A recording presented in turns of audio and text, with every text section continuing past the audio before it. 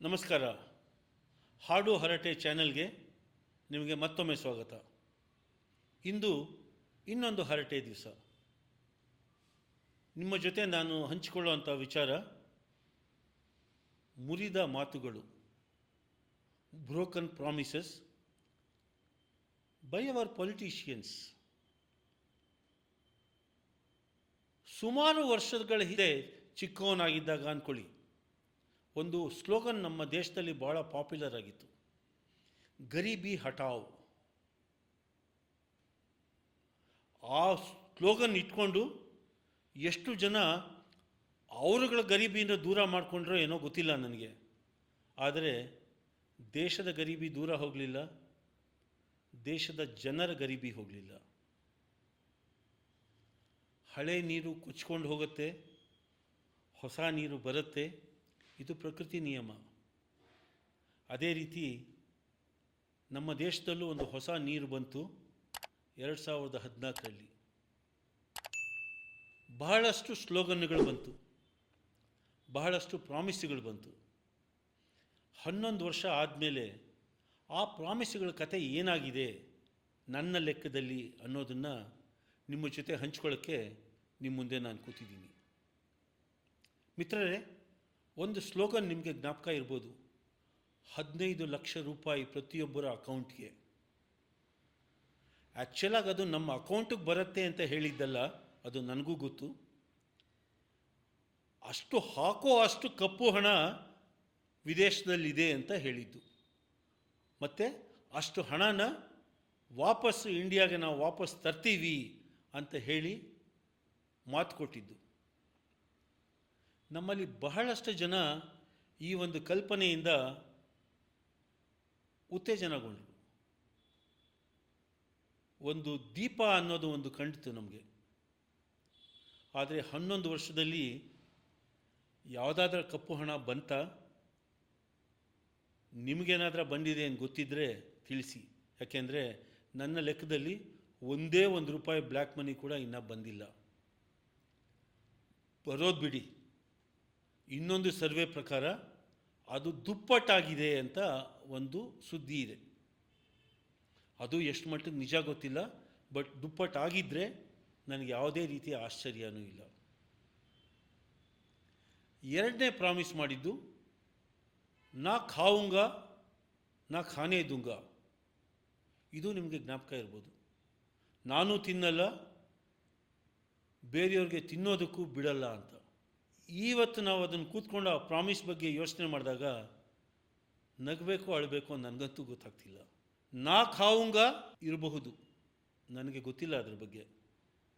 ಅವರು ವೈಯಕ್ತಿಕವಾಗಿ ಏನೂ ತಿಂದೇ ಇರ್ಬೋದು. ಆದರೆ ನಾ ಖಾನೇ ದುಂಗ ಏನು ಹೇಳಬೇಕು ನನಗಂತೂ ಗೊತ್ತಿಲ್ಲ. 10 ಲಕ್ಷ ಕೋಟಿ ರೂಪಾಯಿಗಳು ಪ್ರತಿ ವರ್ಷ ಭ್ರಷ್ಟಾಚಾರದಲ್ಲಿ ಜನರ ಜೇಬಿಗೆ ಅಕೌಂಟ್ ಇಲ್ದಿರೇ ಹೋಗುತ್ತಿರುವಂಥ ದುಡ್ಡು ನಾ ಖಾನೇ ದುಂಗ ಭಾಗ ಅಂತ ಇಟ್ಕೊಳ್ಳಿ. ನಾ ಖಾವುಂಗ 0 ಅಂತ ಇಟ್ಕೊಂಡ್ರು ನಾ ಖಾನೇ ದುಂಗ 10 ಲಕ್ಷ ಕೋಟಿ ಪ್ರತಿ ವರ್ಷ. ಇದು ಚಿಕ್ಕ ಅಮೌಂಟ್ ಏನಲ್ಲ ಅಲ್ವೇ? ಏನಾಯಿತು ಈ ಸ್ಲೋಗನ್ ಬಗ್ಗೆ?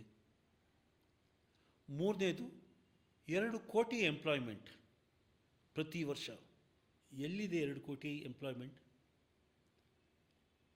ಅದಕ್ಕೆ ಜಸ್ಟಿಫಿಕೇಷನ್ಗಳು ತುಂಬ ಬರುತ್ತೆ. ಪಕೋಡ ಮಾರೋದು ಎಂಪ್ಲಾಯ್ಮೆಂಟ್ ಅನ್ನತ್ತೆ, ಮೊನ್ನೆ ಬಿಹಾರದಲ್ಲಿ ರೀಲ್ಸ್ ಮಾಡೋದು ಎಂಪ್ಲಾಯ್ಮೆಂಟ್ ಅಂತ ಹೇಳ್ತಾರೆ.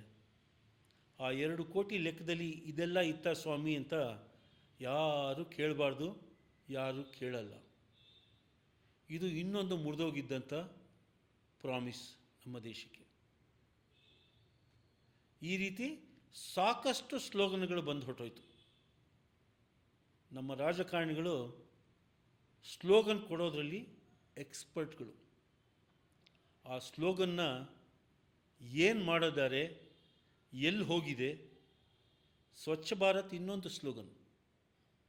ಕೋಟ್ಯಾಂತರ ರೂಪಾಯಿ, ಬರೀ ಕೋಟ್ಯಾಂತರ ಅಲ್ಲ, ಸಾವಿರಾರು ಕೋಟಿ ರೂಪಾಯಿಗಳು ಸ್ವಚ್ಛ ಭಾರತ್ ಮಿಷನ್ಗೆ ಖರ್ಚಾಯಿತು.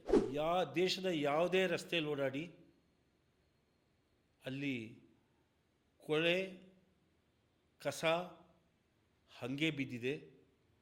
ಸ್ವಲ್ಪ ಟಿ ವಿಗಳ ಮುಂದೆ ಒಂದು ಶೋ ಆಫ್ ಕ್ಲೀನ್ಲಿನೆಸ್ ಅಂತ ಒಂದು ಮಾಡಿ ಅಲ್ಲಿಗೆ ಬಿಟ್ಟು ಆಯಿತು. ಬೀಚಲ್ಲಿ ಕೆಲವು ಶೋಗಳು ನಡೀತು, ರಸ್ತೆಯಲ್ಲಿ ಅವರೇ ಕಸ ತಂದು ಹಾಕಿದ್ರೋ ಗೊತ್ತಿಲ್ಲ ನನಗೆ, ಅಂತೂ ವಿಡಿಯೋಗಳಿಗೆ ಒಂದಷ್ಟು ಆಹಾರ ಸಿಕ್ತು. ಅದಾದಮೇಲೆ ಸ್ವಚ್ಛ ಭಾರತ್ ಮಿಷನ್ ಏನಾಯಿತು ದೇವ್ರಿಗೆ ಗೊತ್ತು. ದೇವ್ರಿಗೆ ಯಾಕೆ, ನಿಮಗೆ ಗೊತ್ತು, ನನಗೆ ಗೊತ್ತು, ಬಹುಶಃ ಅಧಿಕಾರಿಗಳಿಗೂ ಗೊತ್ತು. ಇನ್ಯಾವ್ಯಾವುದು ಸ್ಲೋಗನ್ಗಳು ನನಗೆ ಜ್ಞಾಪಕ ಬಂದಿದ್ದ ತಕ್ಷಣ ಈ ಒಂದು 4 ಸ್ಲೋಗನ್ಗಳು ಜ್ಞಾಪಕ ಬಂತು. ನಿಮಗೆ ಯಾವುದಾನ ಈಗಿನ ಆಡಳಿತ ಕೊಟ್ಟಿರುವಂಥ ಸ್ಲೋಗನ್ನೇ ಆಗಿರ್ಬೋದು, ಹಿಂದಿನ ಆಡಳಿತಗಳು ಕೊಟ್ಟಂಥ ಸ್ಲೋಗನ್ನೇ ಆಗಿರ್ಬೋದು, ಯಾವುದಾನ ಇದ್ದರೆ ದಯವಿಟ್ಟು ಅದನ್ನು ತಿಳಿಸಿ. ಅದ್ರ ಬಗ್ಗೆನೂ ಇನ್ನೊಂದು ಎಪಿಸೋಡಲ್ಲಿ ಅದ್ರ ಬಗ್ಗೆ ಮಾತಾಡೋಣ. ಮಿತ್ರರೇ, ಇದೆಲ್ಲ ನಾನು ಹೇಳ್ತಿರೋದ್ರ ಉದ್ದೇಶ ಒಂದೇನೇ, ಇದು ನಮ್ಮ ದೇಶ, ನಾವೆಲ್ಲರೂ ಈ ದೇಶದ ಪ್ರಜೆಗಳು, ಈ ದೇಶ ಚೆನ್ನಾಗಿರಬೇಕು ಅಂತ ಬಯಸುವವರು. ಯಾರೋ ಕೆಲವು ಪರ್ಸೆಂಟೇಜ್, ಬಹಳ ಕಮ್ಮಿ ಪರ್ಸೆಂಟೇಜ್ ಜನ ಈ ಪೊಲಿಟಿಷಿಯನ್ಸು ಮತ್ತು ಅಡ್ಮಿನಿಸ್ಟ್ರೇಟರ್ಸ್ ಆ ಒಂದು ಆ 2 ಕ್ಯಾಟಗರಿನ ನಾವು ತೊಗೊಂಡ್ರೆ ಅವರು 0.1% ಕೂಡ ಬರಲ್ಲ ನಮ್ಮ ಜನಸಂಖ್ಯೆಯಲ್ಲಿ. ಈ 0.1% ಜನ 99.9% ಜನನ ಹೇಗೆ ಬುಗುರಿಲಾಡಿಸ್ತಾ ಇದ್ದಾರೆ ಅನ್ನೋದ್ರ ಕಲ್ಪನೆ ನಮಗಿರಬೇಕು. ಅದನ್ನು ಪ್ರತಿಭಟಿಸೋ ಶಕ್ತಿ ನಮಗಿರಬೇಕು. ಅದನ್ನು ಪ್ರಶ್ನಿಸೋ ಧೈರ್ಯ ನಾವು ತೋರಬೇಕು. ಅದೇ ನನ್ನ ಉದ್ದೇಶ. ಈ ಚಾನಲ್ ಮೂಲಕ ತಮ್ಮೆಲ್ಲರನ್ನು ಕೇಳ್ಕೊಳ್ಳೋ ಉದ್ದೇಶನೂ ಅದೇನೇನೆ. ನಿಮ್ಗೆ ಬೇರೆ ಯಾವುದಾನ ಸ್ಲೋಗನ್ಗಳು ಇದೇ ರೀತಿ ಇದ್ದು ಎಲ್ಲೋ ಚೆನ್ನಾಗಿ ನಿದ್ದೆ ಮಾಡ್ತಾ ಇದೆ ಅನಿಸಿದರೆ ದಯವಿಟ್ಟು ಅದ್ರ ಬಗ್ಗೆ ತಿಳಿಸಿ, ಅದ್ರ ಬಗ್ಗೆನೂ ಮಾತಾಡೋಣ. ನಾನು ಹಂಚ್ಕೊಂಡು ವಿಚಾರ ನಿಮ್ಗೆ ಇಷ್ಟ ಆಗಿದ್ದರೆ ದಯವಿಟ್ಟು ನಿಮ್ಮ ಫ್ರೆಂಡ್ಸ್ ಜೊತೆ ಶೇರ್ ಮಾಡಿ, ಈ ಚಾನಲ್ಗೆ ಸಬ್ಸ್ಕ್ರೈಬ್ ಮಾಡಿ, ಬೆಲ್ ಬಟನ್ ಒತ್ತಿ. ನಿಮ್ಮ ಸಹಾಯ ನನಗೆ ಸ್ಫೂರ್ತಿ ಕೊಡುತ್ತೆ. ಇನ್ನು ಕೆಲವು ವಿಚಾರಗಳನ್ನು ನಮ್ಮ ದೇಶ ಚೆನ್ನಾಗಿರಬೇಕು ಅನ್ನೋಕ್ಕೆ ಏನೇನು ಮಾಡಬಹುದು ಅನ್ನೋ ಕಲ್ಪನೆಗಳನ್ನು ನಾವು ಹಂಚ್ಕೊಳ್ಳೋಣ.